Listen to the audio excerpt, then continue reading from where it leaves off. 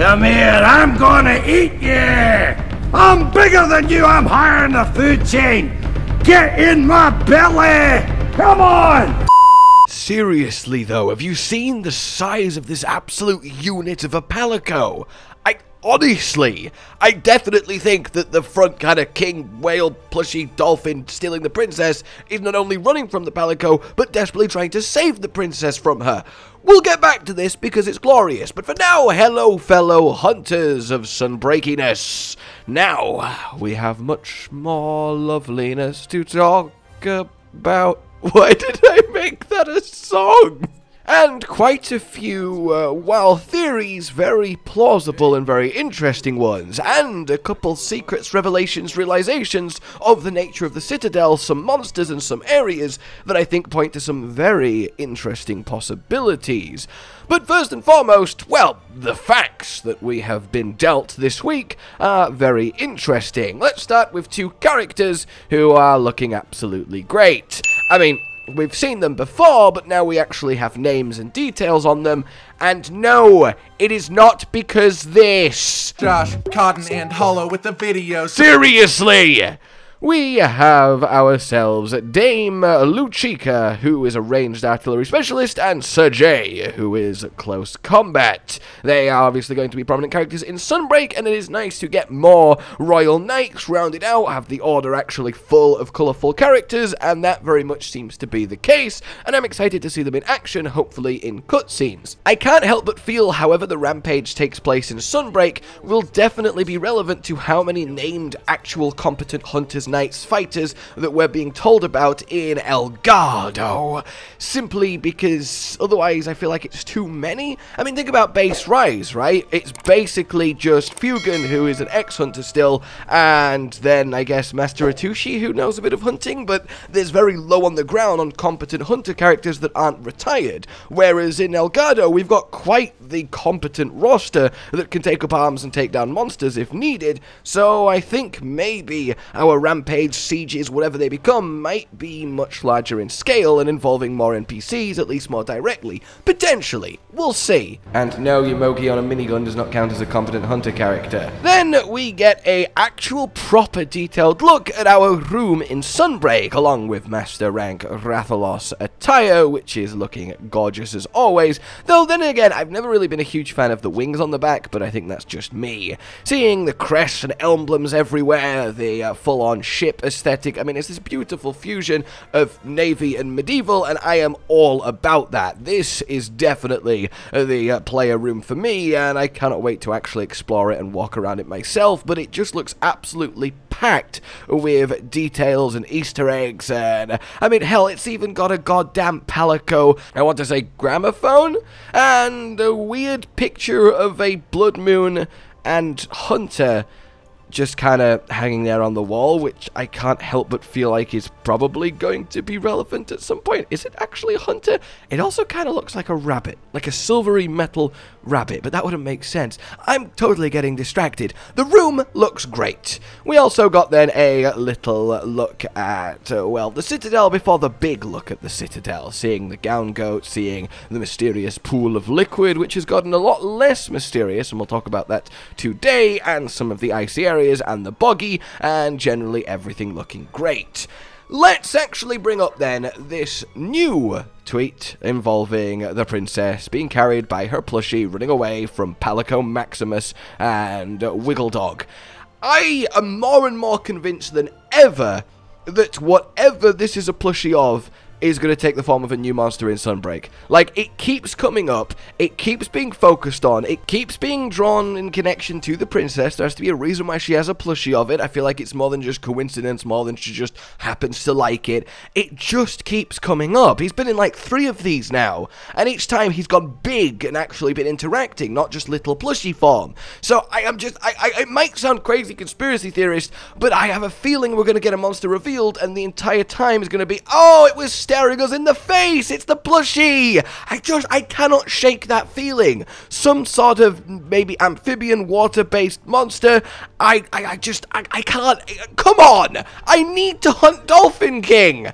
Again, this might turn out to be nothing, and it's a completely random design, or maybe it's a representation of her father, the actual king. Maybe his crest is this monster, so she associates it with him, so she's got it with her to, you know, keep her safe as she's playing Quest Maiden in Elgato, helping out the kingdom, being guarded by the royal knights, you know. It could definitely be a stand-in for that, something that represents her parents, the royal family, but, like, it's just massive. I like them big. Anyway, let's move on then to a little bit more of the secrets you might have missed-esque things. First and foremost, as I mentioned on briefly in my first reaction to the new Garangolm gameplay, is the purple poison misty tree, which definitely seems to be something that I am convinced you can interact with, or maybe poison a monster with. It's too distinct, too standing out, too hovering over the zone, and you can also just see mist kind of dropping and dripping off it, which looks very much to be something that would poison a monster, so I am 99% sure this is certainly a usable environmental trap. Then let's move over to said, well, swamp. I have been pointed out, and it feels like at the moment, this is not so much a swamp, but a massive pool of tree sap. You can see it leaking out of the trees and pouring down the rock and forming this pool. This is actually really exciting for a number of reasons. What did I say? For a number of reasons. This is right exciting, this is. And the first one is, no giant weird poison swamp. Woo! Secondly, though, it's weird that Vespine are floating around here, because if they touch that, they are stuck and they're just going to die. And then 3, this makes sense that as Garangolm's turf, he might actually use the sap to attach the moss and the rock to him to fight, but it might also be, you know, an actual diet for him. He might lick it up. And actually, I want to take this moment to talk to you about sap eaters. A brand new company I'm starting, and you can get in on the ground floor. No, a type of animal that primarily feeds on tree sap, which actually does have a name. They are called gummivores, which is just wonderful. There are a few insects that fall into this category, so new bug could still be on the table here, but the most notable gummivores, or, you know, animals that exhibit gummivory, I can't get over how much I love this word, tends to be arboreal primates and marmosets and lemurs and those types. They're kind of light monkey-esque, furry, hopping tree to tree. Catch-a-watcher in Monster Hunter terms, they really like their tree sap. So, imagine a world where we actually are being set up for a new monkey-esque monster. Now, it could be Bob Mr. Blood Orange that likes this area, and I guess that would make sense, but at the same time, I love the idea of a new Catch-a-Watcher-esque full-on mammal monster that's all about the agility and has that dexterousness that loves this kind of tree sap area and therefore, well, calls it his home base camp. I think that is exciting. Next up then, I want to kind of talk about the weird glowing red altar of doom in the Citadel. While ultimately this is probably going to turn out to be a monster's mysterious power, the whole area does remind me of fungus. You might be like, wait, what? Well, it looks like there's a load of trees, right, that are covered in red. It almost looks like rusted metal spikes, but no, they are trees. You also see this red kind of shifting along the ground, covering the coffin. There's a big clump of it, well, maybe not coffin, but shrine, you know, whatever it is, and there's a big clump of it in the center. What if this is actually a fungus, a sort of dragon energy life-draining fungus, either a side effect naturally occurring or as a result of, you know, whatever the big bad is of Sunbreak or something to do with Malzeno, though he's about the butterflies. But the reason I say this is because there is a symptom, a condition that trees can have known as a cytospora, and it gives this kind of red, almost rusted, rotten look and make it look like a tree's bleeding.